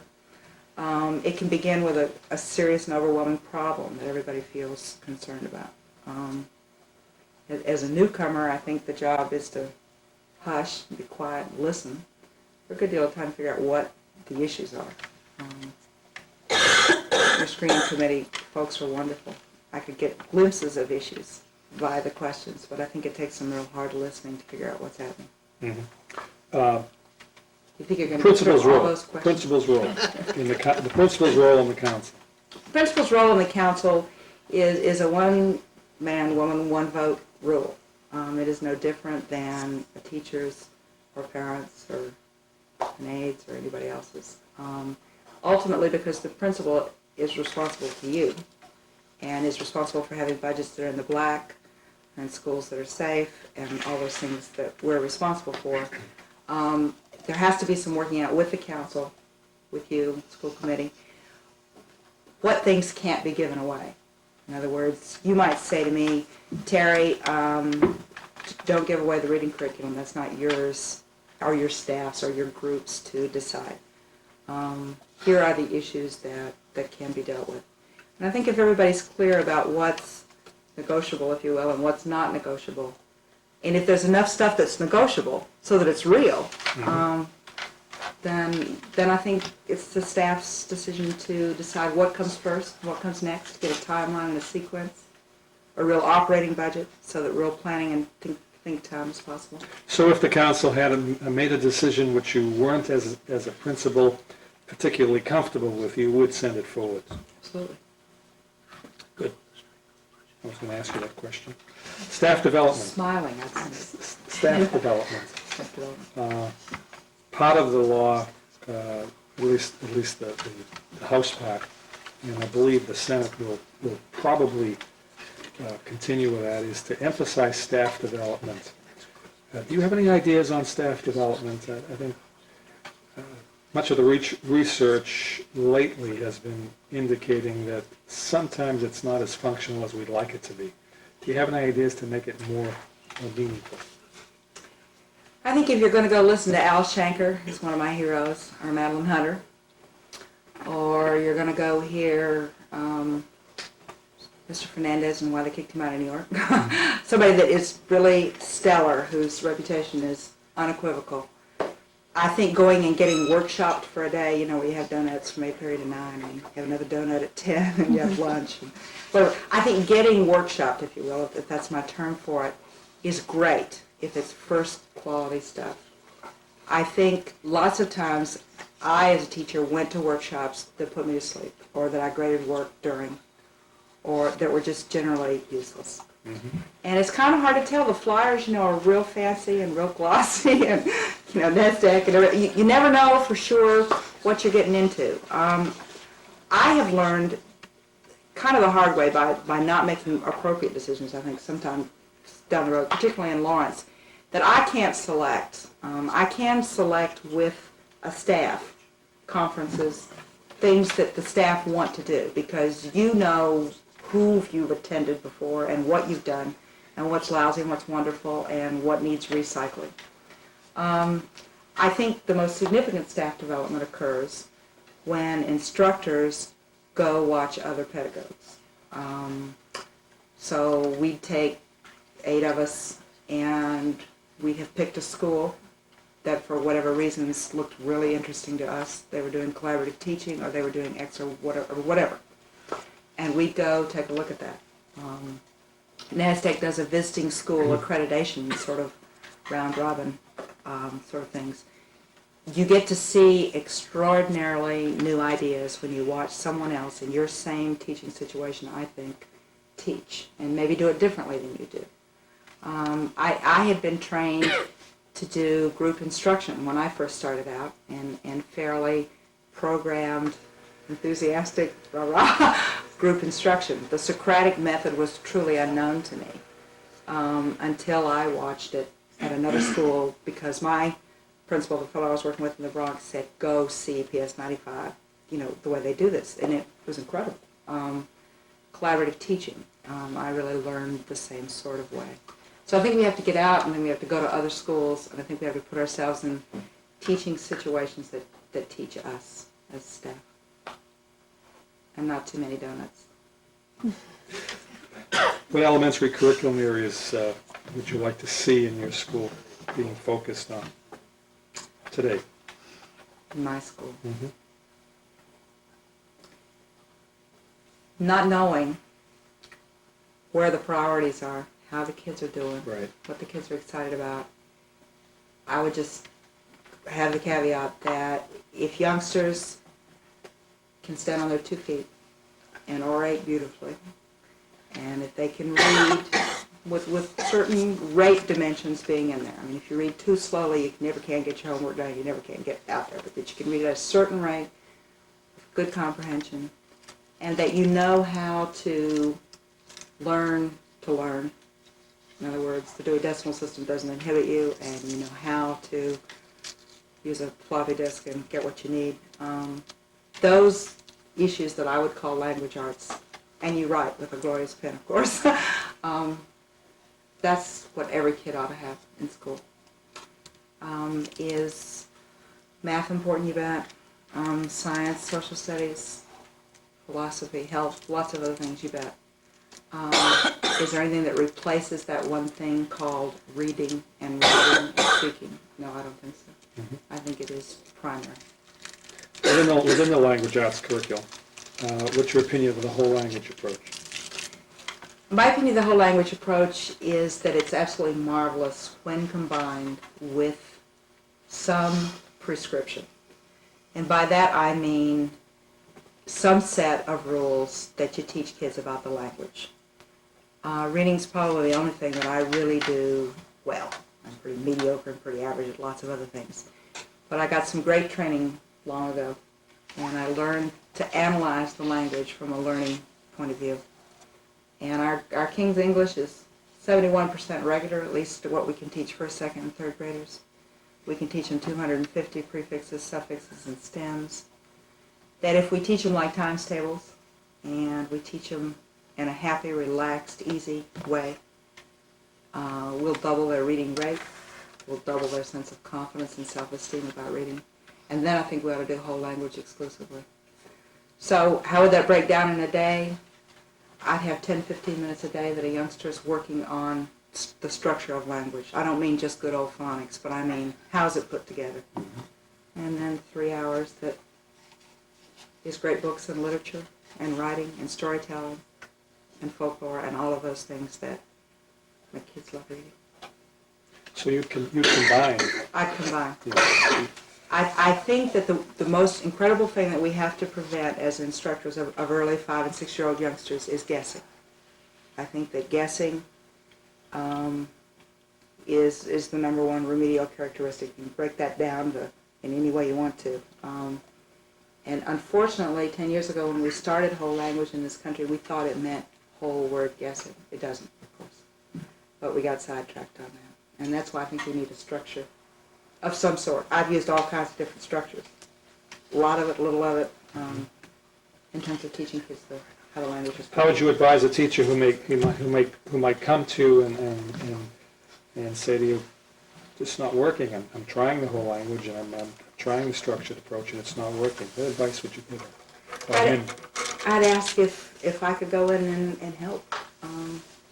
And I'd ask the teacher if he could tell me what it was that was the problem, trying to get to the bottom of that. And then hopefully I'd get a chance to maybe take the class myself, let the teacher sit back and take a look at it. Sometimes some perspective looks good. Let me try it, see what happens. It may fall apart on me too. There may be a structural problem in the program or the way it's put together. I like to teach about an hour a day myself, where whomever is willing to put up with me. I can be an aide. I don't cut great, but most of the things I do fairly well. I feel as a leader that I have to be in a classrooms with some frequency, or I get too far away from what's going on. So sometimes it is I who go to a second grade teacher and say, "Good Lord, I can't believe what Putin Mifflin's doing in that math textbook." Or so, I have encountered things that I have then gone to teachers and said, I mean, what do you think about this, or is that a problem? But You don't have that on tape, do you? you'd model for teachers then. You'd I'd model like to, instruction. and they for me. I think if we approach it truly collegially, with neither one of us being an expert, but just, hey, here's a problem, and how do we solve it? Put our heads together, and we're smart. We can figure it out. You know, sometimes it just takes some perspective and stepping back and looking at it. You just mentioned leadership. What is your leadership style? What do people say about you in terms of your interaction with people, you're leading people, you're convincing people, you're working with people, you're developing consensus? What's your style? Teachers would tell you, I think, and parents, that I move quickly.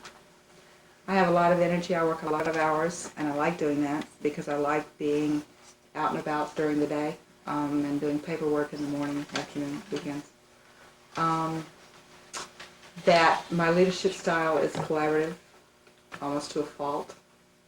That I like to involve people in everything from the communication system to, you know, I used the example of intercoms when Jean and the group and I spoke. You didn't have them, or they weren't turned on, or something was, right?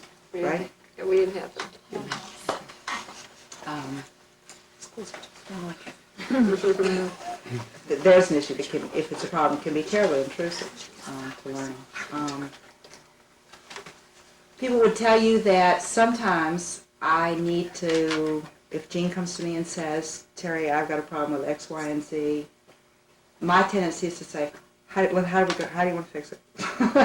When in fact, Jean may just have wanted to say, Terry, here's an idea, or I'm perceiving it as a problem, or I'm getting a hint that she didn't want me to go out and do this or that, or get whatever. Sometimes because I was trained in a, how can we better that approach? My solution is to get the ball rolling. When I ought to leave the car in neutral for a while and see how it's idling first. Would be my analogy. Okay. Supervision of teachers, evaluation of teachers, informal, formal evaluations of teachers. Do you have a preferred model for supervision, for improvement of instruction? Could you tell us about it? I do. Hopefully it would mesh with whatever's prescribed at the district level. That's important too. I like to sit down with a staff member, talk about a time that's good to come in and visit or come in and be a part of, ideally to be a part of and not have to be in the back of the room. And to do that 3 or 4 times before a formal evaluation occurs. Those of us who have taught for a long time know that evaluation is supposed to be a learning experience, right? Sometimes it is, sometimes it isn't. And I think to approach it in a way that it's going to be really something that involves you and the staff member, it has to be approached with a give and take. Letting teachers select times to be observed. Occasionally, an observation should be done without notification, but even then, there should be this will be the week of, or there should be some general parameter.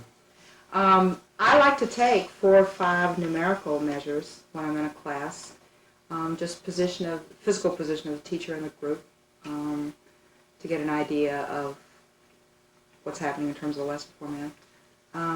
Some participation rates for kids, and then I like to tally 4 or 5 kinds of questions, literal questions, inference questions, to see how much creative higher thinking is being prompted.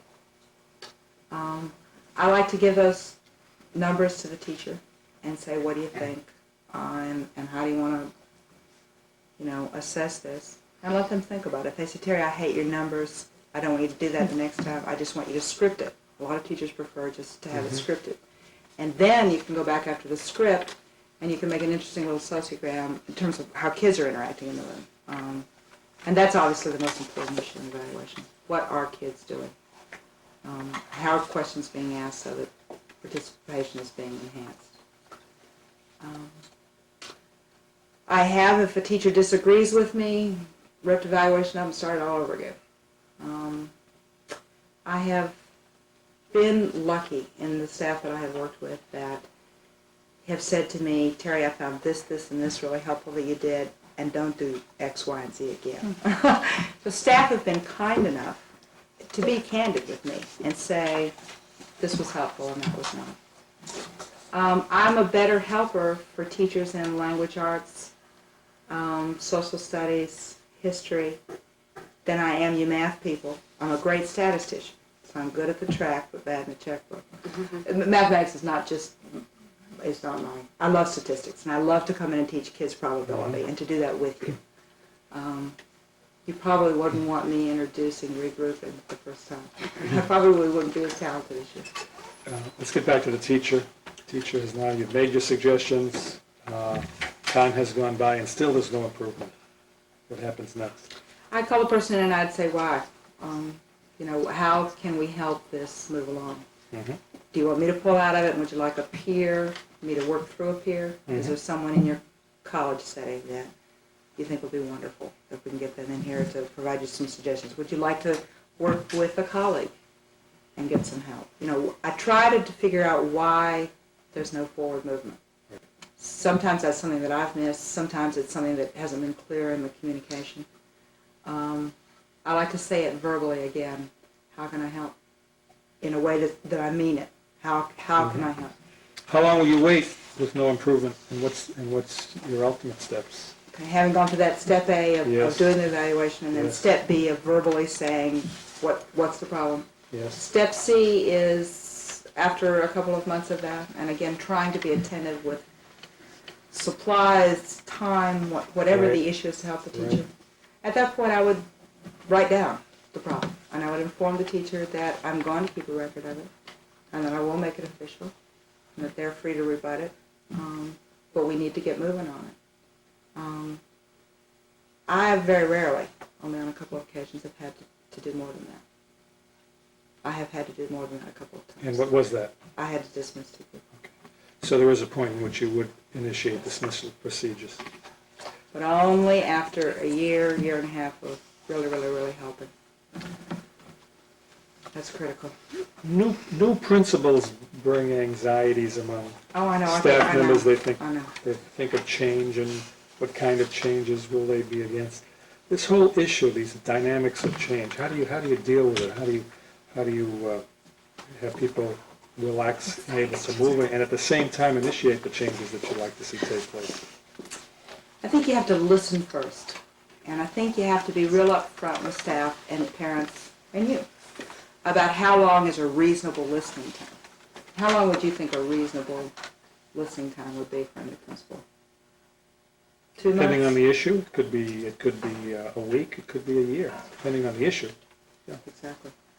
I think it's real important for the new person who sometimes comes in with brass bands playing and people say, well, you got to fix this right away and you got to do this. It works both ways.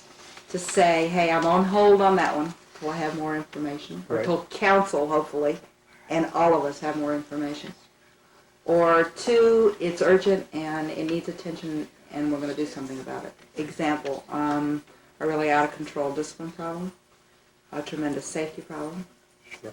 a communication problem that is threatening the work of everybody.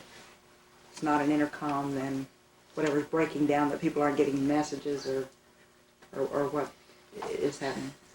Those kinds of enabling sorts of things, I tend to say to the staff in a first time together, hey, I've seen this. Does this match your perception? And if you nod, then I say, could we try Y or Z? And if you say no, the second to the last principal did that, I don't do it. I'm not foolish. I mean, I listen to what they say about solutions, because typically you have a record, of how long and that thing has been a problem and what's going on. Substantive issues like schedule and curriculum and involving parents in really meaningful ways and the structure of school councils and budget and grants, if we're going to go after soft money Right. to get some planning time. Those kinds of things take real collaboration and working with staff, and they can't be done overnight. So to ease those anxieties that people feel when a new person comes on board, I try to be upfront. I think that's the nicest thing that I can do about saying, that in the past I have tended to fix this and this and this if I saw that it was broken, but that I don't touch with this, that, and the other. And then hopefully you'll speak up, I know Jeannie will, and say, Terry, I agree with that priority, but I don't agree with this one. And that's how you forge consensus. And that's the comfortable way that you forge consensus, by lots and lots of chatter. The best English teacher that I've worked with in my life is still in East Hampton. She's superb. And she said to me one time, she said, you know, I've been working with you for 2 years, and sometimes you ask my opinion on absolute baloney. You do the little stuff. You come to me with the big decisions. I was tending to ask her too often. You know, as I was out and about, and I would say, you know, Gail, what do you think about this? And she'd say, you're overdoing it, Terry. So I think that if a group of educators, parents, teachers, staff, are serious about quality education, are serious about 20th century scholars, I think, and I say this euphemistically, as schools in general, have got to come out of the 50s and into the 90s. Inevitably, there's going to be some change in that. Whether that's having everybody computer literate, whether it's site-based management, it's going to be something. The thing that we can do as educators is to talk each other to death, so that we trust one another, so that we learn to finish each other's sentences, so that we're on the same wavelength, so that if we agree, if we disagree, that we're doing it respectfully and gently with each other. Change is not always easy. It can be a lot easier if we smile, if we bring food to school council meetings, if we treat each other with respect, and if we're honest. I think we get into trouble when we're not honest. And usually that's by providing part of the story, but not the whole story. And I think change can be a comparative breeze if we talk, we dialogue, and we don't omit things. Thank you. Educators are being influenced a great deal by the research which says that youngsters who stay in regular education learn more than if they're being pulled out into special education programs. What is your opinion of that, and how would you see that operating in your schools? Well, your description of the principal's job description in Wakefield is the reason that I, after writing for materials, went ahead and applied. You have a most unique philosophy toward inclusion. It just simply is not present in a lot of districts, either linguistically in the job description or for real. You seem to be very serious about treating youngsters as a whole. That's exactly the way I want kids dealt with. Kids on all ends of all spectrums. I started out with, as I said, with handicapped Down toddlers, getting them ready for first grade. So I started out with, and that was in 1971, that was 20 years ago. That was with a headset of the only right and successful environment for kids is one where all our other friends are too. Segregation is injurious. It has been since biblical times. We know that, whether we segregate by ability or we segregate by race or by IEP or no IEP or however we do it, there's a price to pay for it. As resource room teachers, which I've been, and special educators, we know that sometimes skill acquisition is facilitated by a pull out. But whenever we can pull in and we can do our teaching on a whole lot of levels with everybody in one group, that's when it's happening. So you're in favor of that philosophy? Absolutely. In any of your schools, did you have more than one building as a principal? No. And I know you know that there are 3 different schools, would you expect to see 3 different cultures, 3 different communities? And how, would you change your style? I don't think I could. I mean, I think I'm who I am. If Herd said, we'd like to see you at 2 o'clock and you're parking in the wrong place, and I mean, I would park where people told me to park. Well, I'm saying you park anywhere you want to. I don't care. Obviously, yes, there are differences in the buildings. They are their own cultures and their own unique things. Hopefully, I can approach all 3 staffs with whoever you can hire with some consistency because kids are going to need that, and staff need that. One of the questions that was asked previously was, how would you plan your day or your week, given 3 schools? With a lot of help from staff and parents, administrators hopefully, talking to me about what you need. Do you want to see, my face at 9 or 10 or 2, or do you want to see it at 9 and 2, and no times between? Do you like early morning times to chat and for me to be available? I couldn't even guess that until I talked to see what would be best, what would be your wishes and what the staff would be. Question that came from the floor for the previous 2 candidates. Are you familiar with the philosophy and principles of TQM, Total Quality Management, TQE, Total Quality Education? If you are, would you briefly explain that philosophy and the principles of TQM, TQE, and also indicate whether or not, in your opinion, TQM, TQE can be applied successfully in public education? I'm sorry, I do not know that acronym. Or You don't. can you give me a one Total sentence? Quality No. Education, the Deming philosophy, the philosophy that he brought in the 50s to Japan, that made them, that the business community in this country thinks made them so successful, and now it's beginning slowly to permeate public education. I'm sorry, I don't. It's okay. And this was another question that came previously. How much emphasis or attention would you give to repeated complaints parents may have about a certain teacher's teaching style in your building? If the same complaints arise several years in a row, what would you do? For example, a veteran teacher who is well-dressed, polite, politically correct, quote-unquote, and friendly in the school, with staff on the surface, then this person closes the door to the outside world of the school and then constantly yells at the children, or picks on certain ones, or plays favorites, in turn causing children to be upset at home. This results in parents requesting a different teacher for their children year after year. How long do or would you put up with this? Do you have a solution? I think that yelling at children is inexcusable.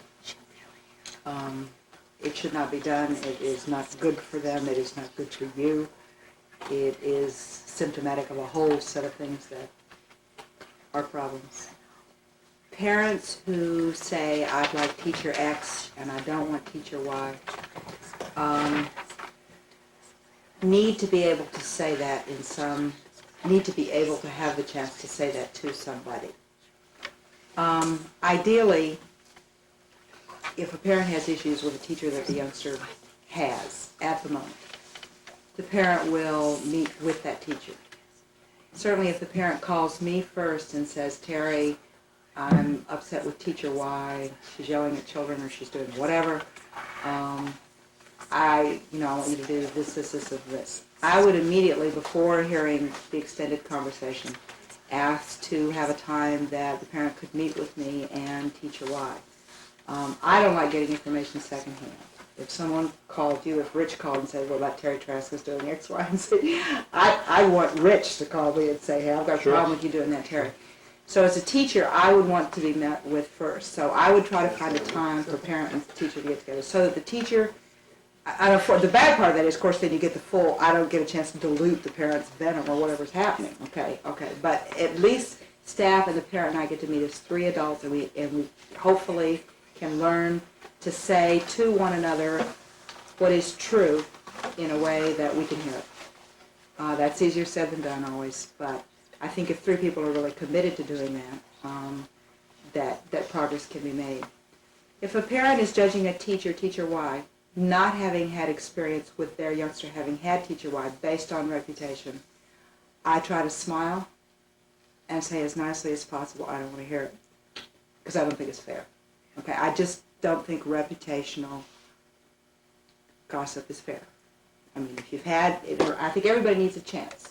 I wouldn't want a teacher ruling out a youngster because they've heard their 3rd grade from the 2nd grade teacher that this one will give you gray hairs. people need to be approached, children and adults, fresh, as if they are going to be a wonderful gift. Mhm. And if that's expected, lots of times it'll turn out to be a gift. Did that answer your question? Thank you.